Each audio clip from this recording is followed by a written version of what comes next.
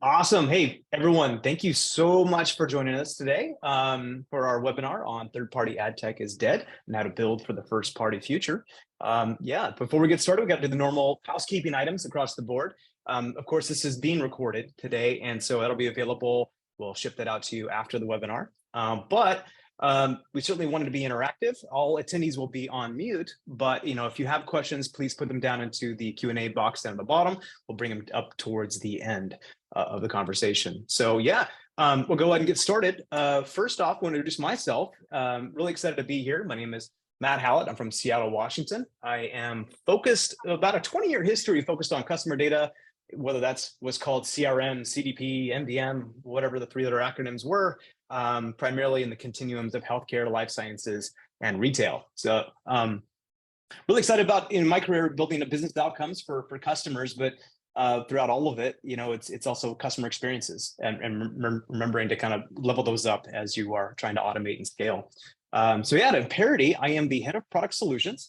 My goal is to essentially forge new paths with my partners in crime here on essentially turning customer data into business value with the trends that are happening in the marketplace. And so certainly ad tech is one of those. So with me today, we have Nikhil from Forrester. We also have Peter Ibarra from our product solutions lead at Amperity and head of ad tech.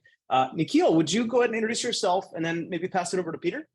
Sounds good. Thank you, Matt, and the Amperity team for hosting me.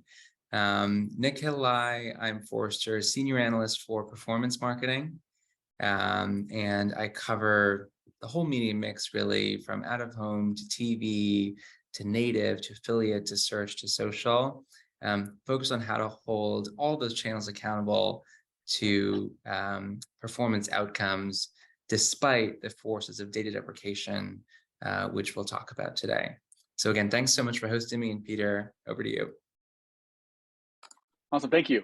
Yes, Peter Ibarra, as Matt mentioned, work closely with him on our product solutions team. My background is in the ad tech space, have been here for 10 years, joined Amperity about 18 months ago to really oversee our product development, specifically for ad tech, and also oversee our ad tech partnerships and really helping our clients start to utilize their first party data with all the coming changes happening in our ecosystem. Happy to and excited to be here. That's awesome. Thank you guys both so very much. For those of you, there's our wonderful mugshots. So for those of you not familiar with Amperity, and it might just be tuning in, we're a SaaS platform, a SaaS customer data platform. We work with some of the most amazing leading brands across the globe, like Wyndham Resorts, Alaskan Airlines, Reckitt. We have CPGs, we have fashion and retail, telco across the board. We have a long history with working with first-party data, and mainly we started with companies that needed first-party data for data science, data analytics, who needed the utmost in quality and comprehensiveness when it comes to their customer profiles. As we evolved in our company, we evolved into hydrating marketing automation systems and downstream personalization and loyalty systems, and with great results and great success. And of course, what we're seeing, as I think a lot of people are seeing in the industry, is there's now this generational shift that's happening in the advertising space where ad tech is moving into the apartment of marketing and analytics. So with data deprecation, cookies, maids, IP addresses, other signals that are all related to that, it's never been more important to build a first-party data strategy for paid media, as well as the owned and operated experiences. And we're really excited about walking you through some of those case studies and what we see, how people make that transition and what that looks like. So what's really fun, I think, for us is that this is not just a strategy. This strategy isn't just necessarily needed out of fear or apprehension around data deprecation. We're seeing today, and we'll walk you through it today, what customers are standing to make more money and deliver better customer experiences by focusing on this now. And we'll excited to show you the outcomes and the case studies that result to that. So how you can use what we call unified customer profiles in these use cases, in these scenarios, despite of data deprecation, and do that in a privacy safe way that delivers better results and better customer experiences. But before we do that, I would love to have Nikhil, if you're willing to kind of walk us through what you see as some of the trends in this space that's facing all of our friends in marketing. Sure. Yeah, gladly. And my perspective is informed by talking to CMOs of, call it, like the 150 biggest companies in the country, mostly CPG, some consumer electronics, some financial services, agencies, both holding companies as well as independents, and then the ad tech players on the sell side and buy side as well. So the next slide, Matt, if you want to build out the slide with I think with one more click, perfect. Clarifies what we mean by data deprecation. It's like a fairly loaded term, and it's fraught with a lot of press right now. It's more than the death of third-party cookies. It's more than restrictions on the use of mobile ad IDs. It's really the convergence of four forces. Most importantly, the force of consumers' dissatisfaction with audience targeting status quo. So the prevalence of ad blockers, of do not track options, of consumers using privacy-safe browsers, those are lagging indicators of how dissatisfied consumers are with the fairly invasive quality of audience targeting today. And then it's also regulators, both in Congress as well as Apple, acting as a de facto regulator to limit advertisers' access to and ability to track and store third-party data. That takes effect through bills like the GDPR and the CPRA, but also through browser and operating system restrictions like Apple's ITP and restrictions on the use of mobile ad IDs. And then fourth, it's also about the flourishing of walled gardens. And it's kind of counterintuitive that, the flourishing of Amazon, the flourishing of Google, of Target's media businesses, would be a problem for marketers. But what's happening is that the walls of those gardens are getting higher and higher as the moats of customer data that those ecosystems are monetizing are getting deeper and deeper. It's becoming increasingly challenging to do cross-channel attribution, increasingly difficult for marketers to compare performance apples to apples across many different closed ecosystems.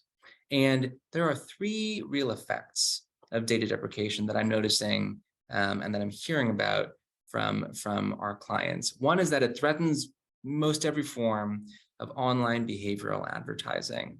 And the only data that advertisers have left is their own first-party data, and then publishers' data, which they can access either directly through publishers or through second-party data or through second-party data marketplaces.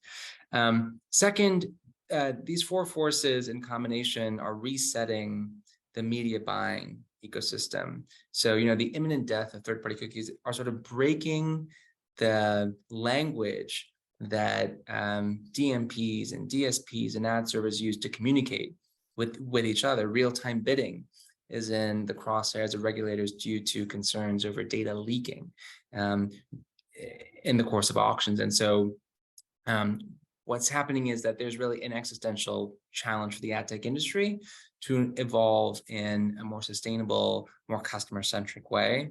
And then third, identity resolution is becoming increasingly difficult because identity resolution frameworks rely on a variety of pseudonymous and known identifiers to assemble both a precise and scaled view of a customer. The elimination of third-party cookies, the elimination of Apple device IDs, it significantly reduces the availability of keys that ID resolution systems can use to map and connect devices, locations, and people. The net effect is that identities are shallow, duplicated, splintered, and it's becoming harder and harder to actually resolve identities across channels. So the next slide shows just how salient this problem is for marketers. So every quarter, I survey 150 CMOs across the US, again, CPG, consumer electronics, financial services as well, about their top priorities. And consistently, data deprecation is the top priority for CMOs, outweighing the ability to innovate, outweighing demonstrating the value of marketing to my board. Like, it is the most salient priority. And it's not an overnight phenomenon. Like, we've been running this survey for years and years, and it's been the top priority because when you think back to the Cambridge Analytica scandal, at that time, marketers were still doubling down on hyper-targeting, right? When the GDPR came into effect, the folks I spoke to in the US said, oh, thankfully the effect on marketing here is minimal. So there's been this reluctance to, I think, embrace the gravity of the situation, but now it's actually happening. And, the average brand today has between 50 to 150 third-party tags on their website. That's slowing down their sites, both on desktop, but even more so on mobile. More than half of US online adults have concerns about how their data is being collected. And 85%, we found a few weeks ago, 85% of US online adults use at least one tool to protect their privacy. But still, to some extent, marketers are disregarding consumers' preferences by putting up, pop-ups that ask consumers to disable their ad blockers. So there's really this rupture, I think, in the value exchange between brands and consumers. And as consumers grow in their dissatisfaction about that rupture, this problem is becoming increasingly top of mind. So the next slide shows some follow-up data. So we asked those 150 CMOs what they're doing to solve for data deprecation. And the answer verbatim is that they're implementing or increasing tactics to collect zero-party data, which is a type of first-party data that consumers are willingly, intentionally sharing with brands, usually in exchange for some benefit or perk. But the broader context here is that the solution is unified customer data. So it's first and zero-party data assets, as I mentioned. Inferred data is getting harder to acquire. So rather than trying to infer behaviors or context or intent through increasingly invasive and sketchy tracking mechanisms, marketers are trying to deploy privacy by design principles, keep those principles in mind to make sure that data collection is consensual, to make sure that they're transparent about how their data will be used. And so, there's more and more zero and first-party data being collected to solve for this problem. They're also exploring alternative digital media buying modalities. So I mentioned the data leakage problem with real-time bidding. I'm hearing about more and more direct publisher relationships being built, either through traditional insertion order-based buys or through programmatic pipes, where the line of technology between the brand and the publisher is as clear, as clean, as direct as possible. And this is not just happening in programmatic; it's also happening in CTV, for example, as that becomes a growing part of the mix. I'm hearing about more and more upfront deals, directly between streaming companies and marketers that give marketers preferential pricing and preferential flexibility, because the sort of surveillance advertising ecosystem that's occurring online has been ported over to streaming TV, and even IP addresses are fairly vulnerable now. So the answer is not just to take the party to CTV because it doesn't rely on third-party cookies. There's a lot more nuance here. And then third, I'm hearing about more and more alternative targeting approaches being used. So I think that the writing is on the wall for DMPs that rely on third-party cookies. So more and more marketers are tapping into publisher second-party data, as I mentioned, to build lookalike models for audience targeting. Building lookalike models from zero and first-party data seeds is increasingly performant as well, using the help of folks like Amperity. And contextual targeting is also becoming a growing line item in budgets, as well as creative testing. The logic there being that in absence of visibility into a consumer's last 5 credit card purchases, for example, like when you're targeting much broader audiences with weaker intent post iOS 14, your creative must be more compelling to bring audiences into market for your goods and services. So it's context, it's creative, and it's zero and first party data. And then the next slide shows a visual. I mean, one of the most common questions I'm asked, if you wouldn't mind building the slide out, Matt, is what happens to addressability given data deprecation? Because the folks that I'm speaking to have massive amounts of behavioral intent, preference data funneled through their DMP. They're using it for audience development, for targeting across the open web, and they're like, what happens now?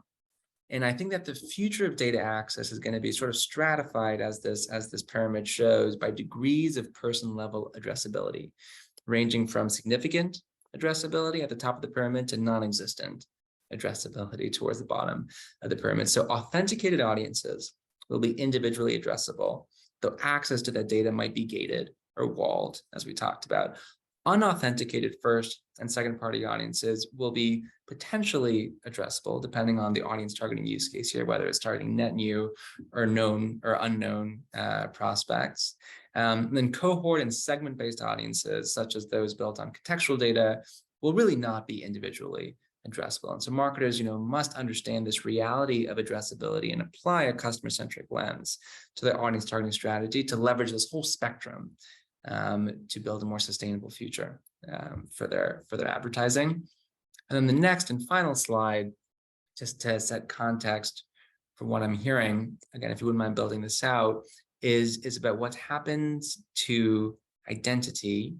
I mentioned that identity resolution is becoming more difficult. So one of the questions that I get most often is, what is the role of identity today in advertising, and how can I carefully manage identity's role across that spectrum of addressability? So on one hand, I mentioned, the connective tissue of identity is evaporating. The dependence on precise, scaled identity graphs, that is being hampered. And so, fewer linkages drive a market rise, I think, in fragmented, duplicated, shallow identities. The landscape of identity resolution providers has narrowed dramatically. There are very few providers who can actually muster the data, the technical capabilities, the legal clearance, the financial wherewithal to reimagine, to re-engineer their solution to deal with data deprecation. And then the surviving identity solutions have to set expectations, and they are setting expectations with their customers to do more with less, right? So data loss is particularly intimidating because there's no search and replace option for third-party cookies or for mobile ad IDs, right? So you just have to cope with less signal. And so as the requirements to resolve identities continue to escalate, the solutions that remain are setting expectations. And I quote one client I was speaking to who said that they've experienced and are prepared for a step back in connectivity as more and more restrictions roll out. And so they're looking at, trying to deepen their moat of first-party data to solve for that, trying to, unlock contextual targeting, creative testing as ways to not just maintain, but continue to lift performance, given everything that's happening with data deprecation. So with that context in mind, I'll turn it back over to the Amperity team to get a bit more specific about how to solve this problem. That's so great, Nikhil. Thank you so much. Yeah, I mean, we've been in the business of dealing with third-party data deprecation since 2017, 16 in this space, in this career, I think, for myself. But it's now seeing that happen in the paid media space, and the effect is profound. But I would love to walk you through now, what we're seeing in this space is where people are able to take the identity resolution that they do for their offline data sources and what they actually do know about individuals and how they're able to amplify those signals in the face of declining signals that are external, and how to be able to use those known audiences to drive prospecting, to drive retargeting, some of those acquisition on paid media scenarios. As a result, we're seeing that people who are focusing on what they do know and building that internal identity graph of what they know about an individual are seeing outsized results, and using those results in the paid media ecosystem. So it's not about waiting for more cookie deprecation or for more MAIDs or IP addresses to go away. People are making that shift now, and these are some of our favorite stats across the board with our customers who are leaning into this foundation. Some examples here, 3 times conversion rates over using third-party audiences, 5 times return on ad spend, and all with decreased risk and decreased cost and decreased timelines when you put the right infrastructure in place and you lean into it organizationally. But I'd love to have Peter, if you'd be willing to walk through kind of the day in the life, the before and the after, helping people to understand what that transformational shift looks like in the face of this kind of generational change in front of us all. Yeah, absolutely. We can transition over to the next slide. As Nikhil kind of mentioned at the top, right, is there's a lot of changes happening out there in the ecosystem that the digital advertisers, that the paid media teams have been used to working in. And I think that as we kind of transition over to how they're starting to, make that transition with Amperity, it's just helpful to say, what does a day in the life look like for a digital marketer in our platform, in our solution, as they start to go and try to solve a lot of these hard problems. And so as we think about these kind of use cases, it's going to be pretty straightforward. I need to know and understand my customers, right? We're going to talk you through what that change is kind of looking like. I now need to segment them in the ways that I've always been used to segmenting them for the various use cases I have.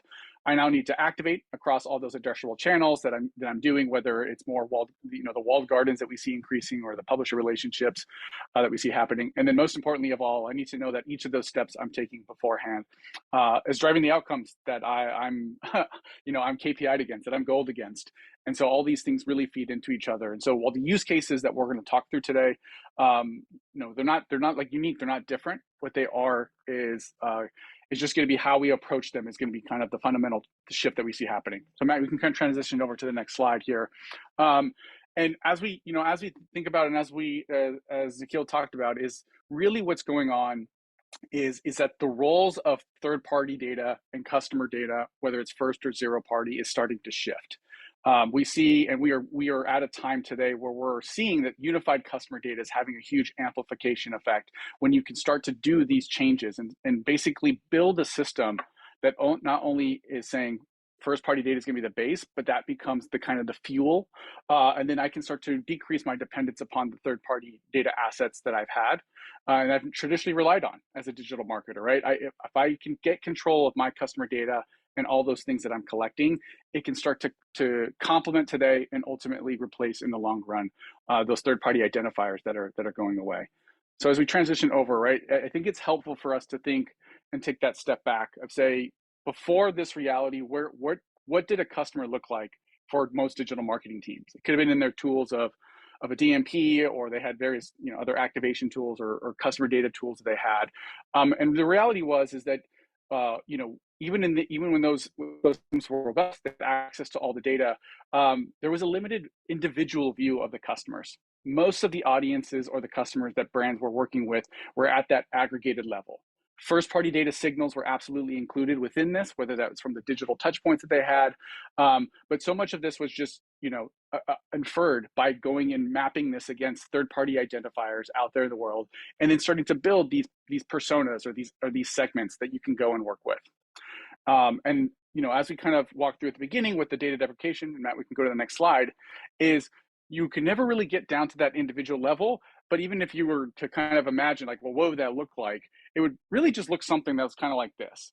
You didn't know who the individual person was. You didn't know, who they were, obviously for the privacy reasons. It was just an identifier. And as these privacy changes and those consumer changes and these cookie deprecations start to happen, and we can build this out on this, is what's really happening is this is the signal that's being impacted. Is on top of what the digital IDs are losing, is even at that aggregated level, we alluded to earlier, the writings on the wall maybe for some of the DMPs out there, is all those things that used to feel that kind of aggregated view are also in trouble. And this is kind of what's becoming really problematic in the digital world, is if I have less of an idea of who my customers are at the views that I'm used to, and I can't connect with it, it creates a really big problem. And so naturally, as what has been talked about for a long time, is brands are being told, go collect that first party data, right? It's like, that's going to be the thing. And I think this is going to be the thing that replaces that. And I think that the nuance that we would want to provide here is not that there's going to be, like third party data is going to fully go away. It's just that the roles are going to flip. Third party data may have been, a big power source before, but that power now needs to shift to the first party data asset. And I think what brands are, and especially digital teams, are starting to uncover, whether they are looking internally for their systems and saying, well, what data do we have? Or, and Matt, as you kind of build this slide out, I think a couple of clicks here, what they start to realize is what Amperity has kind of known and been working with since 2016, is that first party data and the data that people give you is messy and it's hard, right? That in itself, just having access to this isn't going to be the answer. I believe there's one more build out on this one, Matt, is this alone isn't going to be your answer. It's not going to create that nice view that the DMP provided previously, right? It's how do I utilize all these things? How do I understand this? Because my customers, especially at the individual level, they're dynamic. They're going to constantly change, and you need a system that is ready to adapt to those things and the privacy regulations that are coming. So as we go to the next view, is really what Amperity has done is we've invented a new approach to understanding how do you bring all those sources together. Zero and first party, that should be the fuel, but you can complement it with second and third party data. All those things we work with, and we want to start bringing it into what we call the unified customer profile. This is our patented approach to understanding all the touch points that a brand may have from all those various sources and really start to build something that looks like this. And it can become the brain of the modern marketer and advertiser, right? This is the experiences that we've had with the own channels for so long. And as ad tech is making this transition, we believe this is really well positioned to start to go and have the same type of success that we've seen for the own channels happen more in paid. And so as we think about okay, so this is great, this is a nice view, but what can I actually do with this? We found that there's a lot that can actually be unlocked.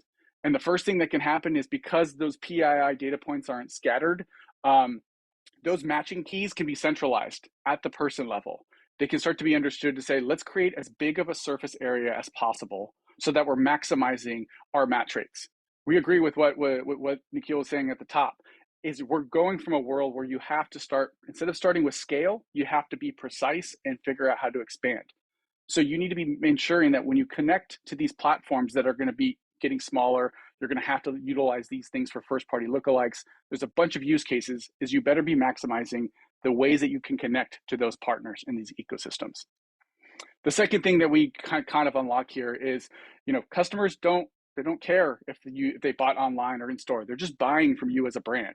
And we believe in that same concept. All your transactions online and offline should be able to be brought back, unified in this place, and brought and tied to the right customers.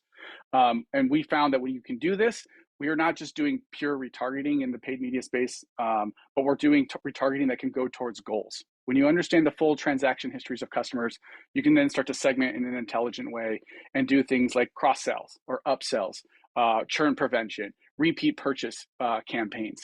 But you have to know everywhere that your customers have bought from you in order to do that. As we think through, that retention strategy can now start to fuel the acquisition strategies that are going to be using first-party data as that kind of like input source. In our experience, loyalty is a big driver for brands, right? But we find that to be the case for two different instances, not just in the fact that your most loyal customers may be the ones that buy the most, but your loyalty members are also the ones that can give you the most data. So they have a two-pronged effect for you as a brand. And as we think about what audience seed set should I be building for my customer acquisition, for my lookalike models, it should be ones that not only are going to drive purchases, but that have a high likelihood of starting to engage with you and give you the PII, the first and zero party data that you need to create the flywheel that we believe this profile can start to go do. And then once you have all these kind of, again, touch points in place, you can really start to personalize at scale. I've heard in my time, I've heard for a long time about dynamic creative or, serve an ad based off of attributes. Again, when you have all these things in a centralized place, you can start to do that. We've done these things for email campaigns, and we're starting to see our customers do the same with their paid media partners. And last but not least, when Amperity is bought by our customers, we're not just collecting data from that day forward. What we're doing is really starting to understand and can look back 4, 5, 6 years of customer data from those 90 plus data sources that brands may have customer data lying within, bring that all in-house and do what is the most powerful thing that we see, and that's predict. Can I build audiences that help me say, give me the 20% of customers that we believe are going to drive 60% of my revenue next quarter? Amperity has out of the box models that allow us to do that, and our savvy advertising clients are starting to implement that through their cross-channel campaigns, and we see that quickly becoming some of their best performing audience segments. And again, I think as we kind of look through all of these different use cases, what we're seeing is that the transition to first-party data as the primary source, not the only one, but the primary source is here. And this is the success we're starting to see across our brand clients. And so as we kind of think about this from a individual perspective, right? We had one of our leading global QSRs. They had fewer than 15% of their transactions actually had that PII, that first-party data that's so valuable, right? And so they had to go and say, they worked with us because they needed to maximize this. They needed to say, we need to extract as much value as this as possible. And we started to deliver against that from those match rates that you see at the top, that signal loss. We helped to do that across some of their most mature paid media channels. Because you have that profile available, not only are the millions of customers and the hundreds of millions of attributes available, we can query that quickly, reduce the time to segmentation, and then most importantly for all of this is deliver the results, right? We are seeing these results here were actually when the first party data was utilized as a lookalike model. it's being utilized to be that seed set and empower their customer acquisition strategies, and they're outperforming the audiences that they were traditionally using in their social activations. So there's a lot of very exciting things that we're kind of seeing across the board, where that unified profile built around and fueled by first party, second party, third party data, we believe is going to be the future of paid media activation. I'll pass it back over to you, Matt. Yeah, guys, thank you so much. It's inspiring to see it all together and put together today. Yeah, like we have a few questions that we're going to get from the audience. We're going to let those kind of queue in a little bit. In the meantime, we have a few kind of canned questions. We'd love to kind of get them as what we know, kind of common questions here in this space. We're going to first start with Nikhil. First on, all right, sounds great. It sounds pretty easy. But wait a minute, what are the challenges that people normally face when it comes to this just transformation? What are you seeing as far as they're doing to overcome these challenges? Anything anecdotal that you've seen in the market? Yeah, I think that the biggest challenge is adapting existing workflows to solve for the adoption of new tools, but more than new tools, like new ways of thinking about collecting and activating and gleaning insights from customer data. So the biggest challenge, to put it bluntly, is like many clients don't have a process to test approaches that don't use third-party data, and therefore they don't have benchmarks for what they should expect from the first few tests that they run. And they're trying to audit the data that they do have. They're trying to audit the tech and the partners that they do engage with to execute audience targeting today. But the fear of the unknown, I think, can be overwhelming. So that's one of the biggest challenges. And the solution, I think, comes back to what Peter was saying about really knowing your customers. And if you're cognizant and sensitive as a marketer to like the value exchange that you have with both existing and new customers, and if you earn their trust, then that is going to be the most durable asset you have, regardless of what happens with regulators or with Apple, for example, acting unilaterally. Like that relationship that you have, the intimacy that you have to some extent with your customer, I think is the most durable asset. And so focusing there, challenging yourself as a marketer to change the default retargeting settings that you've been used to for a while, investing in things like creative ad tech to make ads look less like ads when they're served as retargeting, but actually have them look and feel persuasive and native to the channels that they're running on. So I'd say customer insights and challenging default workflows and default methodologies are challenges that are worth working through. Love it. Yeah, I've seen a bit of a resurgence where old is new again, and people are kind of having to go back to content marketing. And what's the exchange that you're providing in exchange to build that trust and to build that value? Yep, makes sense. And speaking of old is new again, the next canned question is in the capital M measurement space. It's for however well measurement worked in advertising in the past, people are starting to feel a little bit lonely in regards to how measurement is going to work for them in the future. So Peter, with that shift, how can businesses effectively measure the campaigns? What metrics? What KPIs? What should they be looking at and trying to adopt? Yeah, appreciate the question. I think as we're thinking about and talking with our clients, what you just said right now is like what's old is new again is becoming something that we see across the board. There's going to be probably various measurement methodologies that digital teams start to use, but I think ultimately what it comes back to is saying that there's an opportunity here that when you have the unified profiles like we discussed, where it's online, offline data, right? It's like you don't have to think through activations in silos anymore. You can say, I've got a digital campaign. I now have an ability through my partners and through my systems to say, is that helping to influence not just what happens online through the traditional tag-based measurement solutions, but is it driving offline sales, right? Can I think about this from both paid and owned channels where I can distribute a segment to both, and we see this out of Amperity, right? Like we send it to an email campaign, we send it to a Facebook campaign, we can do holdout groups and start to think about this from which one is actually driving more incremental revenue for me relative to the holdout group. Is it this when I sent this audience and it went to an email campaign? Is that delivering more omni-channel purchases, or is it when I go to the paid channels? Is it doing it from there? And I think it's, again, kind of stepping back and thinking about this, where digital is very used to being able to do this for last click, one-to-one attribution, right? It's going to have to kind of level that up a little bit, aggregate, but make sure that you've got clean views of your customers, so that when you build these aggregated segments and deliver them downstream, you can kind of have that stable baseline. I think for today, start to test that stuff. I think what I would say is start to test now. You still have an ability to measure, and it's important to start to think like, okay, how does this compare to what I'm doing before the full deprecation hits home? Love it. At the highest level, Nikhil, kind of, high level question here, main benefits that you're seeing anecdotally, what you see in the space, customers out there, when people are putting together kind of that comprehensive unified customer profile, they're using first and zero party data. How do you see them leveraging it? How are you seeing it being actively used in marketing and advertising today? Yeah, I think that the most common and most effective use case is what we call people-led planning. And so what I mean by that is being able to map and sequence paid media exposures to consumers' journeys down the funnel. And those journeys, the funnel is always expanding, contracting, expanding, contracting. It's obviously not linear. It's not shaped like a funnel. And so I think that,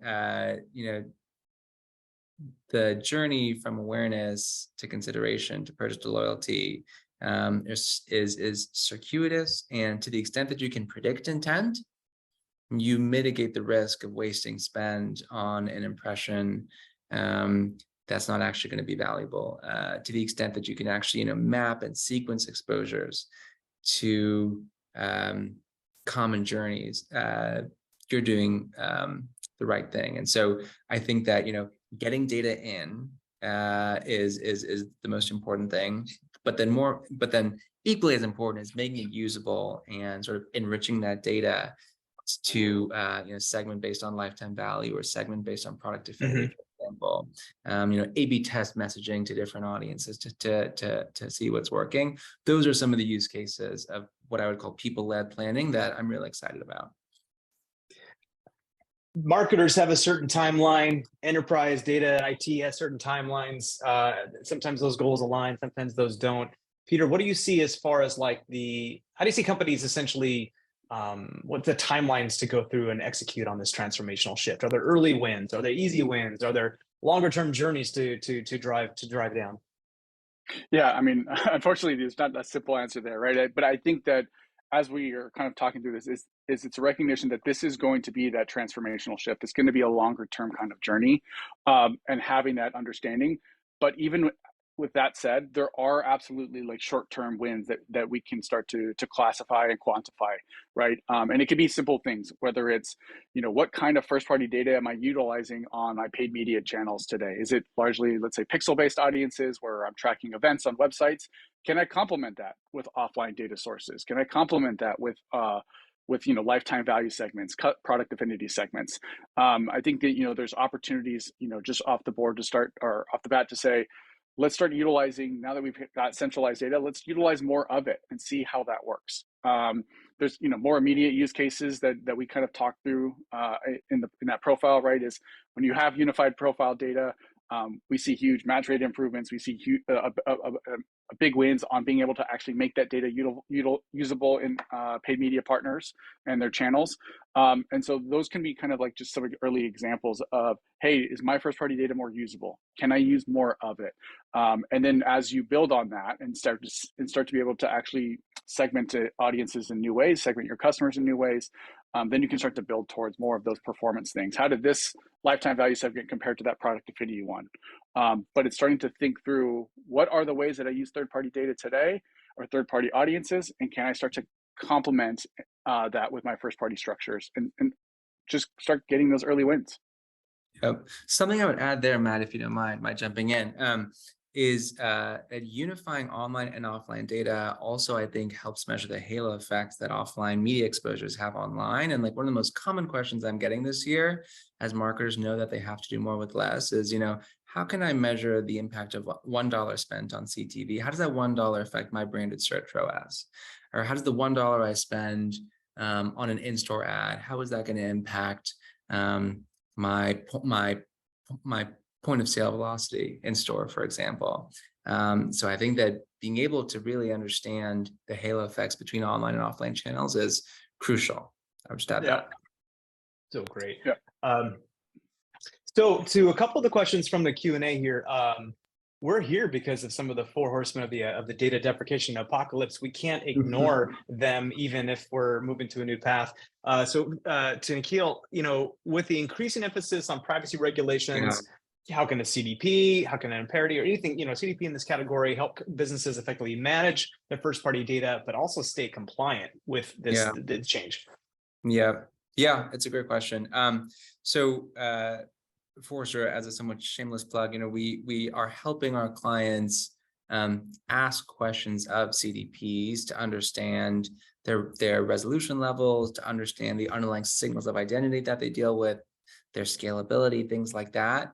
But in the case of Amperity, what I would say is that your best practices for PII redaction, for example, for user-based access and permissions, for encryption upon ingesting data, upon resting data, and then also egressing data. That's all really, I think, quite important. Being able to suppress individuals with a few clicks for right to be forgotten requests, and those sorts of functionalities, I think, are helping you future-proof your solution and also delivering better performance for marketers. Yeah, for us, it feels like this is home for us already. I mean, we've had in the owned and operated space, we've had to maintain and manage consent, and this is just now applying those rules to the new mediums, the new channels. Yeah, absolutely. Let's see. So, Peter, do you have some examples or case studies of organizations that have migrated? You've used this. I think we walked through one of the major QSRs. We talked about some of the highest level stats. Are there any other kind of examples you'd want to call out where it crosses online and offline? I think that's the biggest opportunity here. Is that offline as much as online? Yeah, and I think especially the thing that comes to mind is for some of our larger retailer clients, right, where maybe they have an e-commerce business, but a majority of their transactions still happen offline or in stores. And one of the things that we've seen even recently when we were kind of like unifying that online offline data sources for one of our larger retailers is that pre-Amperity they had their PII coverage, I should say, like the number of customer profiles that they actually had PII associated with was around 42%. And after Amperity, once they kind of like brought all those sources together, stitched those different things, what they saw is they had more first-party data signals than they realized. They created that bigger surface area that can now be utilized on paid channels, and it went from 42 all the way up into the mid 90s. And that's because what you're able to do is, there's going to be these little kind of like breadcrumbs that your customers leave because they give some information in some channels and other information over here. And what we see is that, when you bring those two things together, it can really start to power that unified profile, right? And Matt, I know you and I know this, but a brand's best customers, regardless of who they are, they're going to have the messiest data because they're constantly just giving you stuff. They're constantly buying from you.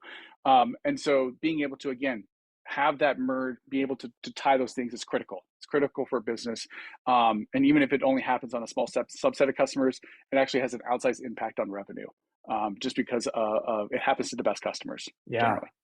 Yeah, we're seeing that also where complicated banners, complicated brands, conglomerates, where they have different views of different customers across those things. That's an incredible asset when you start putting together that comprehensive view across banners and brands. Not only the what's happening inside that household, and then to again, your most valuable customers use the most of your services, and they create the dirtiest data throughout all of it. So, yeah. And maybe this is a gimme here, Peter, but for businesses crossing, for businesses that want to integrate online and offline data sources and create a unified customer profile, what role does a CDP play in that integration? Yeah, I mean, I think first and foremost, you got to get that identity question right. You have to have confidence, as the external traditional identity, especially within digital, as the external identity graph partners, as their services continually be impacted by the third-party systems. You need to have a CDP that can provide that foundation for you. I think first and foremost is that is the fuel, that's the power source of everything you want to go do. And so being able to have the confidence that you're bringing it back down to that individual person, you have confidence that it is, you can see exactly how those connections are made. We know that, Peter Ibarra from these various source systems, we see exactly why we believe that that connection was made and why this is one individual versus multiple. I think that that is critical for any business that wants to go do this, and then it can really start to feed into all the downstream benefits that we talked through today, not just on owned channels, but increasingly on paid channels, which is the largest budget for a lot of our clients. And even beyond, where they realize this is where you start with the first party identity, you build your first party graph, you build an asset.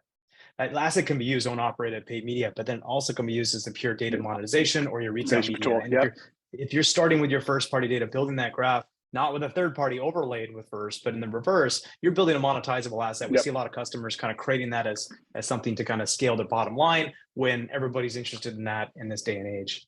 Yep. Absolutely. I think we're at the end of time here, guys. Thank you so much for coming on here today. We are going to send out the recording of this webinar to the crew, and we'll be happy to follow up. If you guys are, if anyone's interested in reaching out, you can find us, I'm sure, on LinkedIn or the emails here associated accordingly.